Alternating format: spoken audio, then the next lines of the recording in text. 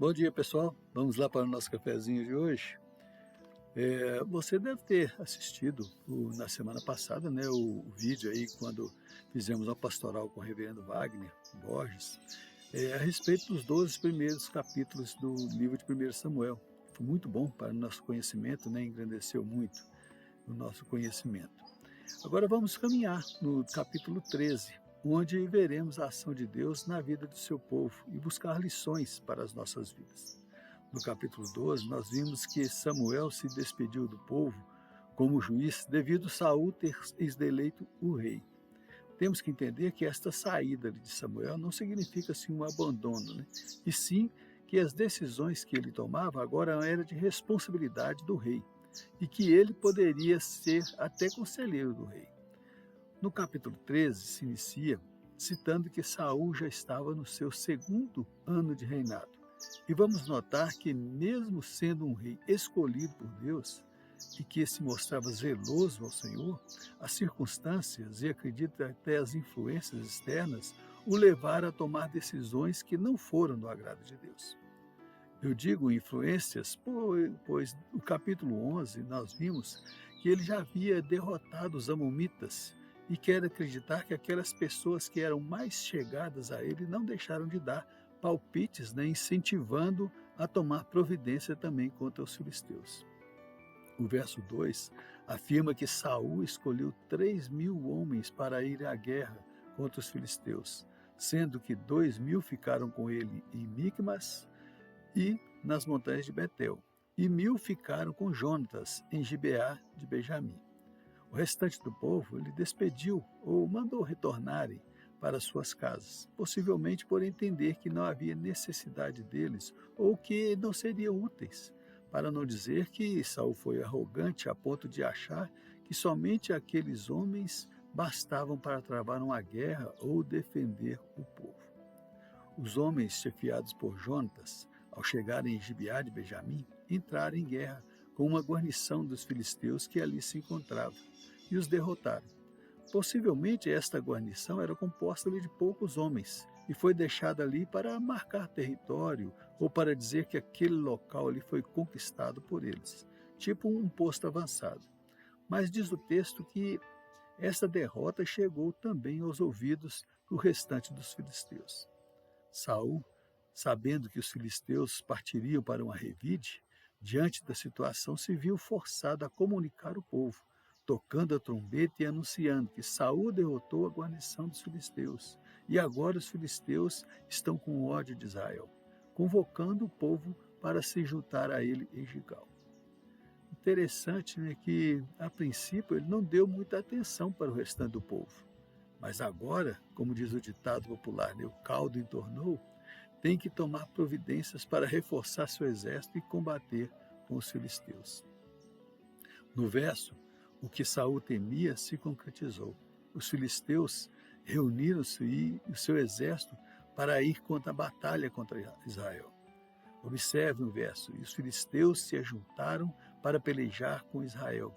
30.000 carros e 6.000 cavaleiros, e povo em multidão como a areia que está à beira do mar. E subiram e se acamparam em Micmas, a oriente de Bet-Aven. Quando vemos citados aí no verso 4 que a ação de Jonatas se tornou abominável aos filisteus, podemos entender que eles ficaram com um ódio tremendo dos israelitas, o que podemos comprovar o tamanho do seu exército que se apresenta para ir à batalha. Alguns historiadores veem no verso 5 um possível erro de grafia por parte dos escribas, pois cita que juntaram 30.000 carros. MacArthur, por exemplo, em seus comentários, afirma que os manuscritos do Antigo Testamento encontrados consta que foram 3.000 carros, o que parece mais sensato, né, por causa do número de cavaleiros correspondentes ali. Eu acompanho o raciocínio dele e creio que é o ser o mais lógico. Mas tem uma outra informação no verso que nos leva a imaginar realmente o tamanho deste exército que foi levantado, como a areia que estava ali à beira do mar. Se você já foi à beira-mar, já dá para ter uma noção de quão grande era o exército dos filisteus. O exército filisteu então se dirige para a região de Micmas, a oriente de Bet-Aven. Este local ficava aproximadamente 1,5 km a sudoeste de Micmas. Apenas para conhecimento, Bet-Aven significa casa do nada, o que pode ser literal nesse caso aí, onde não haveria nada, podendo então o exército se acampar sem problema.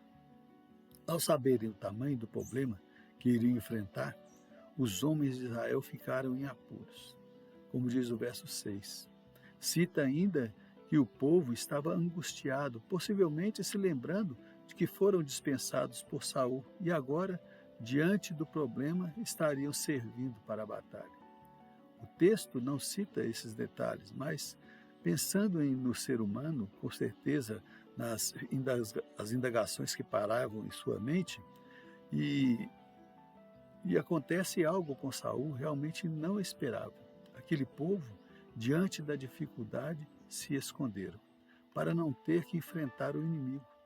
Esconderam-se em cavernas, espinhaços, onde viam que estavam seguros, ali ficavam. Alguns hebreus foram ainda mais, passaram o Jordão e foram para outras terras, terra de Gade e de Gileade. Saul permanecia em Gigal com seu exército, mas o texto afirma que o povo estava tremendo de medo. E não podemos aqui fazer julgamentos, pois a situação estava difícil. Para eles, e até por muito menos, às vezes sentimos medo em agir. A situação estava difícil e realmente o povo ficou temeroso diante de tamanho exército que se levantou contra eles. Nós vamos encerrar o cafezinho aqui por hoje, mas com algumas observações para as nossas vidas.